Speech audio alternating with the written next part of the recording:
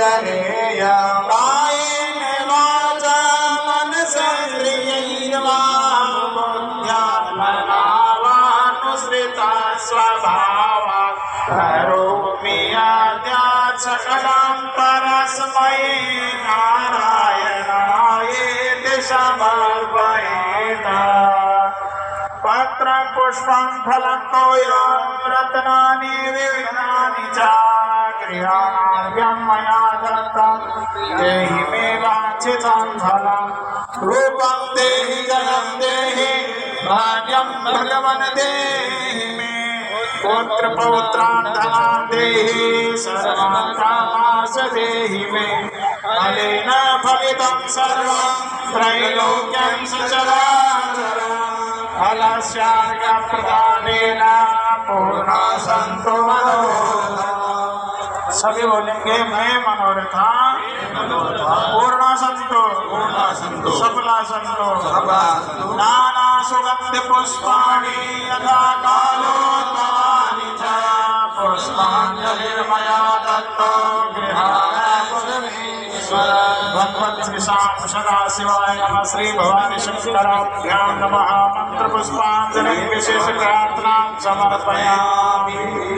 बोलिए श्री नारायण भगवान की आज के आनंद की श्री काशी विश्वनाथ भगवान की अयोध्या रामलला भगवान की श्रीनाथ जी महाराज की भक्तों भगवान की आज के आनंद की श्रीमन। कहते हैं कि अमृत भी जहर बन जाता है गंदे हाथों में जाकर के, गलत हाथों में जाकर के, और जहर भी अमृत बन जाता है नेकी के कार्य करने वाले नेक इंसान के हाथों में जाकर के। मैं समझता हूं कि इस लोकोक्ति पर हमारे परम पूज्य आदरणीय संत शिरोमणि श्री चैतन्यनाथ जी महाराज खरा उतर रहे हैं। परम पूज्य श्रद्धेय श्री श्रद्धानंद जी महाराज की ये तपोस्थली आज उनके सुयोग्य शिष्य ने उनकी कृपा को प्राप्त करके इस पूरे क्षेत्र के अंदर उनकी परंपराओं को आगे बढ़ाने का ये कार्य किया है। सुपुत्र, कुपुत्र और पुत्र, तीन प्रकार की ये परंपरा है। पुत्र वो होता है जो अपने पिता अर्थात अपने गुरु की भी पूरी संपदा और संपत्ति को वहीं की वहीं रखे, ना घटाए और ना बढ़ाए। और कुपुत्र वो होता है जो अपने पूर्वजों की संपदा को, संस्कृति को, संस्कारों को, ओजस को, तेजस को और उनकी गरिमा को घटा दे। और मैं समझता हूँ कि सुपुत्र वो होता है जो अपने पूर्वजों की परंपरा को आगे बढ़ाए। तो आज हमारे आदरणीय संत शिरोमणि चैतन्यनाथ जी महाराज ने मेरे परम पूज्य आदरणीय प्रातः स्मरणीय गुरुदेव महेंद्र श्री चैताईनाथ जी महाराज जी को हरिद्वार से यहाँ पर निमंत्रित करके आप सबको उनका भी आशीर्वाद दिलाया और संतों के इस विशेष कृपा क्षेत्र में अपने गुरुओं की परंपरा को आगे बढ़ाया। बंधुओं, आपका भी एक आज से जिम्मेदाराना व्यवहार बन जाना चाहिए कि जो परंपरा महाराज श्री ने यहाँ से चलाई और पहली बार ये 21 कुंडीय यज्ञ इस गांव में, कौन सा गांव है?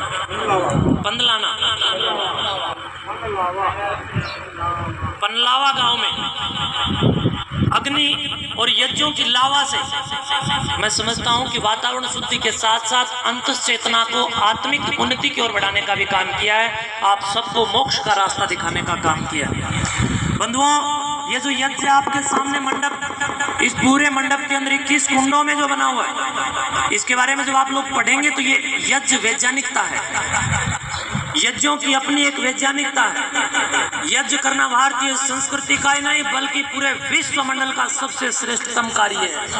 जब आप लोग वेदों में, उपनिषदों में और दर्शनों में झांक करके अपने आप को देखेंगे, अपने बच्चों को जब इस परंपरा में, गुरुकुलीय परंपरा में डाल करके देखेंगे तो यज्ञों की महान महिमा वेदों के अंदर गाई गई।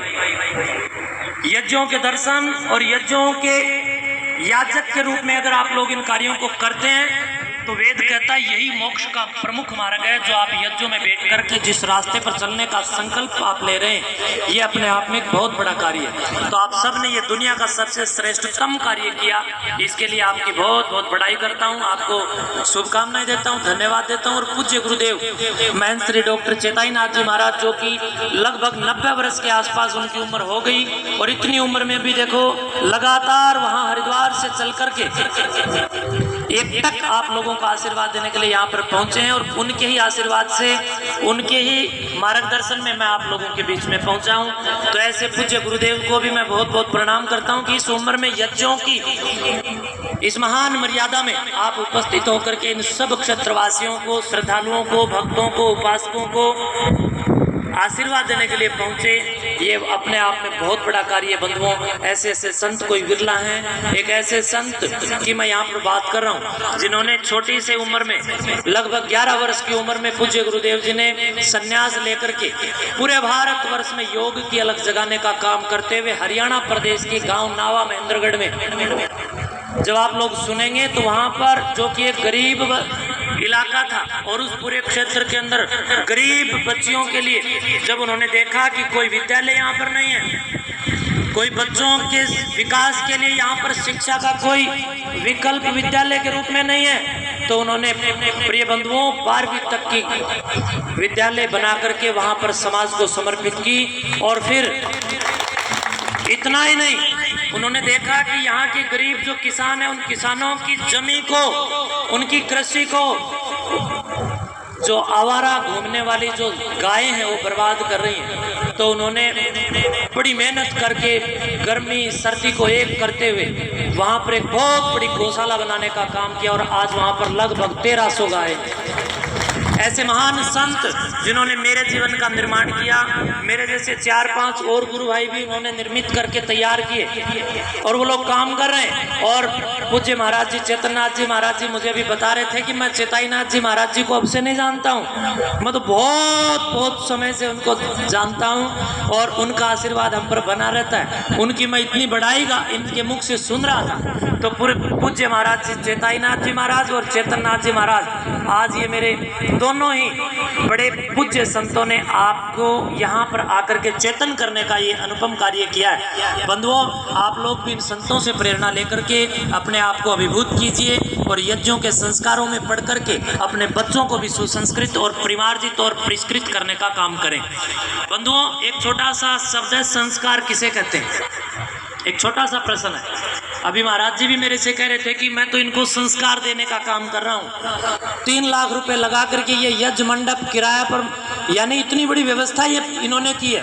और तो महाराज जी का भी मैं बार बार धन्यवाद करता हूँ, और आपको बता देना चाहता हूँ कि महाराज जी ने कहा कि मैं तो संस्कार देना चाहता हूँ। मन, बुद्धि, शरीर और आत्मा पवित्र और उत्तम हो जाए, वो कार्य संस्कार कहलाते हैं। तो महाराज इस विशेष कथा पंडाल, यज्ञ पंडाल और यज्ञ सम्मान यजमान जो बनकर के आप लोग यहाँ पर बैठे हैं, इसके लिए भी आशीर्वाद देता हूँ। और भगवान गोरक्षनाथ जी महाराज सहित सिद्ध शिरोमणि श्री श्रद्धानाथ जी महाराज, सिद्ध श्री अमृतनाथ जी महाराज और सिद्ध महायोगी दादा लद्दाईनाथ, कलाईनाथ, कालापीर जी महाराज, नाथ राशि सिद्धों से भी आप सबके यशस्वी जीवन और निरोगी जीवन और आरोग्यता के लिए प्रार्थना करता हूँ। आप सब यूं ही बने रहें, और महाराज जी के आशीर्वाद से इनके बताए गए रास्ते पर आप लोग चलते रहें।